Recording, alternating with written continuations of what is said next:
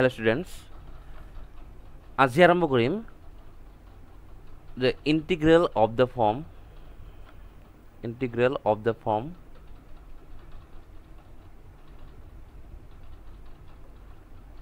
sin power mx cos power nx dx. আজি আমি এই টাইপৰ বিলাক কৰিম হা, sin আৰু cos যিবিলাক মিক্সড হৈ থাকিব, sin cos মিক্সড হৈ থাকে। লাষ্টত আমি কৰিছিলোঁ sin power m হয় না, cos power m সেইবিলাক কৰা হৈছিলে। তো ফাৰ্ষ্ট এটা এক্সাম্পল লওঁ চাবা, ধৰি লোৱা sin x cos x dx আছে, তাৰমানে দুটাৰ পাৱাৰ 1 আছে। তেতিয়াহ'লে আমি কি কৰিম, ইয়াত এটা হাফ দিলোঁ আৰু ইয়াত এটা 2 দিলোঁ, বুজিবা হ'ল dx। এতিয়া 2 sin x cos x ৰ ফৰ্মুলাটো জানাই, sin twice x বুজায়। তো sin twice x ৰ ইন্টিগ্ৰেশনটো কি, minus cos twice x divide by 2, তো এটা আনসার হয়ে গেল।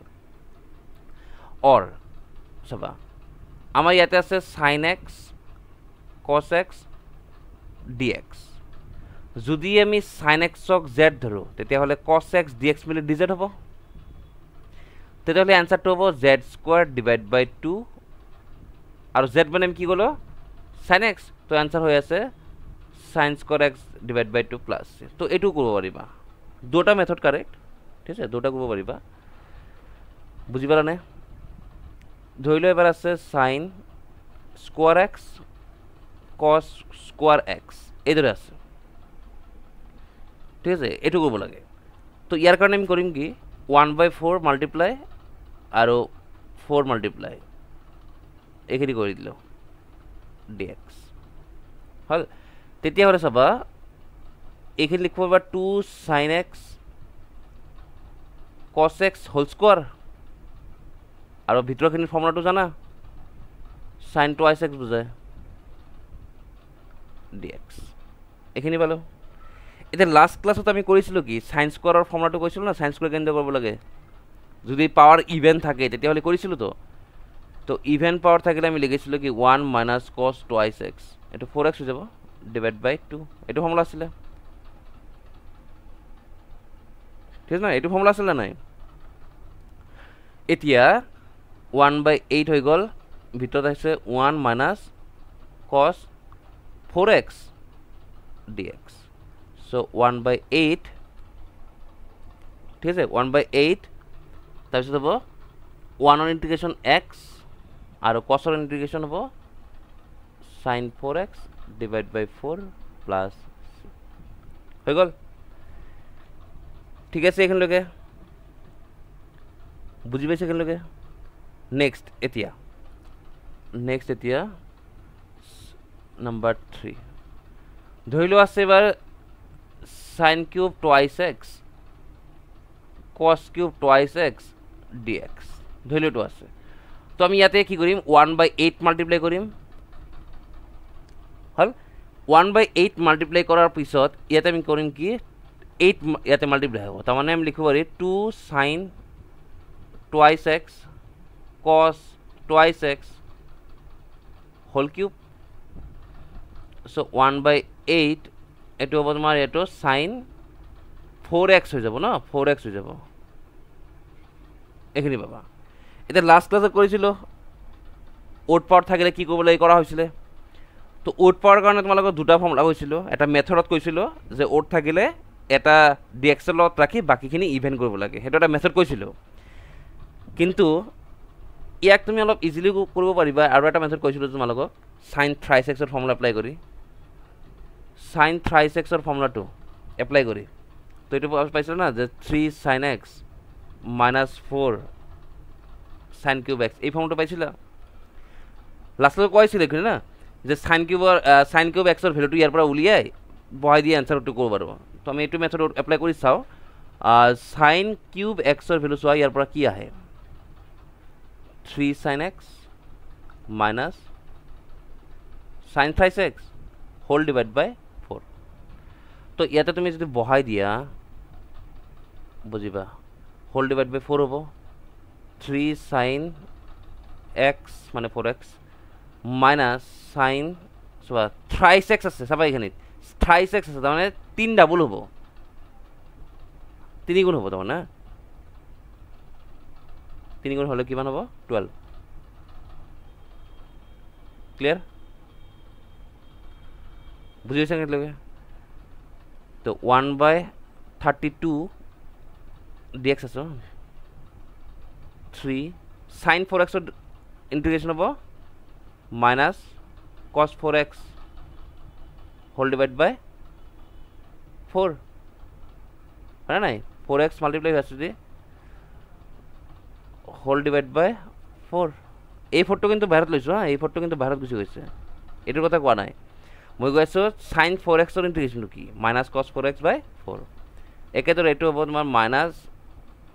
cos 12x by 12 plus c বুজি পাইছা কেনেকৈ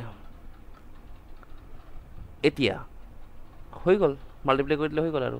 নকলে হ'ব multiply 1/32 minus 3 cos 4x divided by 4 minus minus plus cos 12x whole divided by 12 plus so এখানে आंसर তো যেতিয়া তোমাৰ সেম পাওয়ার থাকিব sin power 3 cos power 3 sin power 2 cos power 2 তো এইটো মেথডত যাবা ঠিক আছে এইটো মেথডত যাবা নেক্সট এতিয়া চাও বেলেগ এটা লও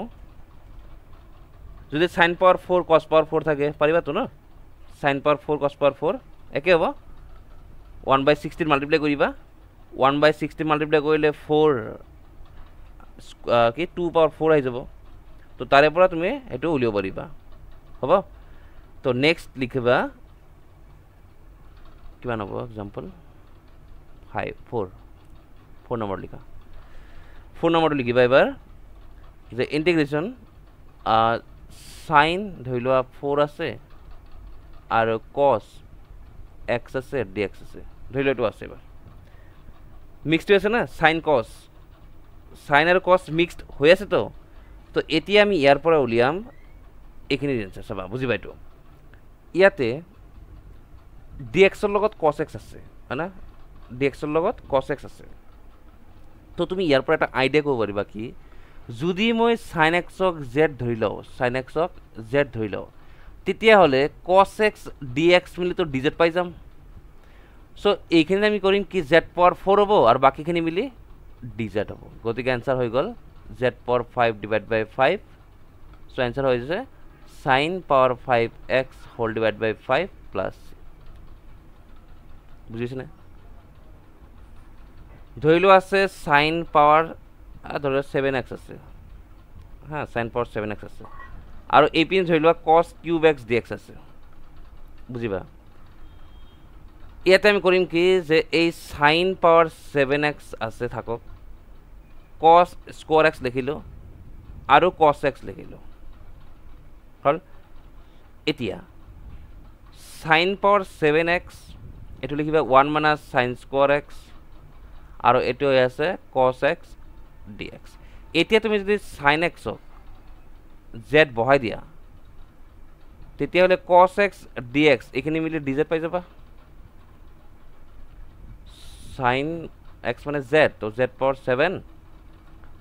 1 minus z square বাকিখিনি dz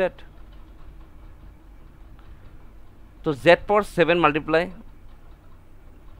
z power 9 dz এতিয়া কৰা ইন্টিগ্ৰেশন z power 7 কৰিলে পাবা z power 8 divided by 8 z power 10 divided by 10 plus c এটা z ৰ ভ্যালু বহাই দিবা sin power 8x whole divided by 8 sin power 10x whole divided by 10 plus c clear হইছে না এটা মেইন মেথড টু কও এটা কি চলি আছে এখানে চাবা যেতিয়া তোমাৰ এটা ওড এটা ইভেন্ট থাকিব বা এটা মানে বা দুটা ওড বুলি কব আৰু এটা ওড এটা ইভেন্ট নাইবা দুটা ওড যদি থাকে হ্যাঁ মই প্ৰথমতে এইখিনি কই লও এটা ওড এটা ইভেন্ট যেটো ওড আছে তাৰে পৰা তুমি এটা সাইড কৰিবা বাকিখিনি ইভেন্ট হৈ যাব যেনেকৈ ইয়াতে কৰিছিল না cos কিউব আছিল cos কিউবক আমি কি কৈছিল cos x to dx ৰ লগত লাগিছে বাকিখিনি সোৱা ইভেন্ট হৈ গল ঠিক আছে তো যদি ইভেন আৰু অড থাকে, মই এটা এক্সাম্পল লওঁ, যদি ইভেন আৰু অড থাকে কিমান হ'ব 6, ইভেন আৰু অড ধৰি লোৱা এইটো cos কিউব x আছে, cos পাৱাৰ 6x dx আছে, এটা ইভেন এটা অড আছে। তো যিখিনিত তোমাৰ অড আছে তাৰে পৰা, ঠিক আছে, তাৰে পৰা তুমি এইটো বাহিৰত লৈ যাবা dx-ৰ লগত, dx-ৰ লগত, ঠিক আছে। অড আৰু ইভেন যদি থাকে তেতিয়াহ'লে আমি কি কৰিম, য'ত অড আছে, ঠিক আছে, এই অডখিনিৰ পৰা এটা আমি সাইড কৰি ল'ম, বুজি পালা। আৰু যদি দুটাই অড থাকে, যদি দুটাই অড থাকে তেতিয়াহ'লে তোমাৰ যিটো কম আছে, যিটো লিষ্ট হয়, সেই তাৰে পৰা তুমি এটা সেট কৰিবা, তো বাকীখিনি ইভেন হৈ যাব। যেনেকুৱা এইটো মই কৰিছিলোঁ, চোৱা দুটা অড আছিল না 7 আৰু 3, ইয়াৰ ভিতৰত কম কোনটো 3, তো এই 3ৰ পৰাহে আমি এটা ওলাই লৈছিলোঁ, হ'ল না। তো ইয়াতে তুমি চাবা, ইয়াতে তোমাৰ কি হ'ব, এই sin x dx-টোৰ আমি সেট কৰি দিলোঁ। তো এইটো যে sin x dx যে লিখিছোঁ, dx-ৰ লগত আছে sin x, sin x টো কাৰ ডেৰিভেটিভ হয়, কাৰ ডেৰিভেটিভ, cos-ৰ ডেৰিভেটিভ। তো তোমাৰ এইখিনি মনত ৰাখিব লাগিব যে বাকীখিনি আমি cos-লৈ ল'ব লাগিব। যদি dx-ৰ লগত sin x আছে তেতিয়াহ'লে বাকীখিনি cos-লৈ কনভাৰ্ট কৰিবই লাগিব। এইটো আমাৰ চোৱা কনভাৰ্ট কৰি দিলোঁ গোটেইখিনি cos-লৈ, হয় না, চাই লোৱা গোটেইখিনি চোৱা cos-লৈ কনভাৰ্ট হৈ গ'ল। তো 1 মাইনাছ এইটো আমি z ধৰি ল'ম, cos x মানে, তেতিয়াহ'লে এইটো z পাৱাৰ 6 আৰু এইখিনি পাবা তুমি মাইনাছ dz। যদি তুমি cos x-ক z ধৰি লোৱা তেতিয়াহ'লে sin x dx-ৰ ভেলু মাইনাছ dz পাবা না, cos x-ৰ ডেৰিভেটিভ কি মাইনাছ আহে যে, তো মাইনাছ বাহিৰত গ'ল, z power 6 minus z power 8 dz, তো z power 7/7 z power 9/9 plus c। এটা z-ৰ ভেলু পাবা, z-ৰ ভেলু আছে cos power 7x/7 cos power 9x/9 plus c। তো এইখিনি এনচাৰ হৈ আছে, ক্লিয়াৰ হৈছে, এইখিনি এনচাৰ হৈ আছে। তো অড ইভেন বা দুটা যদি অড থাকে তেতিয়াহ'লে অডৰ পৰা তুমি এটা সাইড কৰিব লাগিব, যিটো কম থাকিব এইটো, হয় না। আৰু এটা দেখাই দিওঁ, ঠিক আছে, আৰু এটা দেখাই দিওঁ, ৰ'বা, এইটো লৈছোঁ মই যে question number 7 sin cube x cos power 4 কৰিছোঁ নেকি, এইটো চোৱাচোন, cos পাৱাৰ 4 নাই কৰা, cos পাৱাৰ 4x dx ধৰি লওঁ এইটো আছে, এটা ইভেন এটা অড। তো অডৰ পৰা আমি এটা সাইড কৰি ল'ম, তো sin স্কোৱাৰ x থাকিব, cos পাৱাৰ 4x থাকিব আৰু sin x dx থাকিব, ঠিক আছে, অডৰ পৰা এটা সাইড কৰি দিলোঁ। তো নেক্সট হৈ আছে sin স্কোৱাৰ x-ক লিখিবা 1 মাইনাছ cos স্কোৱাৰ x লিখিব লাগিব। লিখাৰ কাৰণটো কি, যে dx-ৰ লগত sin x আছে সেইকাৰণে, বাকীখিনি cos-লৈ কনভাৰ্ট কৰিব লাগে। তো এইটো হ'ব 1 মাইনাছ z স্কোৱাৰ, এইটো হ'ব z পাৱাৰ 4 আৰু এইখিনি হ'ব মাইনাছ dz, গতিকে মাইনাছ বাহিৰত z power 4 z power 6 dz, তো z পাৱাৰ 5 ডিভাইড বাই 5 z পাৱাৰ 7 ডিভাইড বাই 7 প্লাছ c। গতিকে z-ৰ ভেলু বহাই দিবা, z মানে আমি কি ধৰিছিলোঁ cos, তো cos পাৱাৰ 5x ডিভাইড বাই 5 cos পাৱাৰ 7x ডিভাইড বাই 7 প্লাছ c। তো এইখিনি এনচাৰ হৈ আছে, বুজি পালা নে এইখিনি। আৰু যদি তোমাৰ থাকে sin cube x cos power 5x, দুটা odd, sin cube x cos power 5x, sin cube x cos power 5x dx ধৰি লওঁ এইটো আছে। তো ইয়াৰ ভিতৰত দুটা অড হৈ আছে, তো দুটা অড থাকিলে তোমাক কি ক'লো, যিটো কম আছে অড, যিটো লিষ্ট হয়, তাৰে পৰা আমি এটা সাইন মানে সাইন আছে যিহেতু, তো সাইন এক্সটো আমি বাহিৰত লৈ যাওঁ, এইখিনি হ'ব। তো বাকীখিনি cos-লৈ কনভাৰ্ট,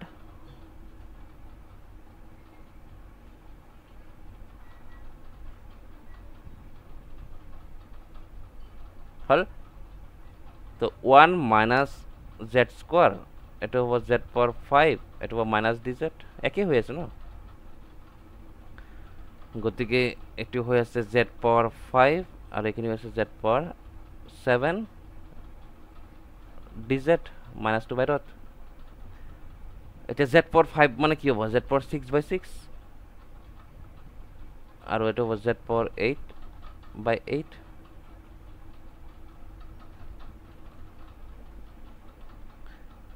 তো জেড পাৱাৰ 6 এটা জেড মানে কি জেড মানে cos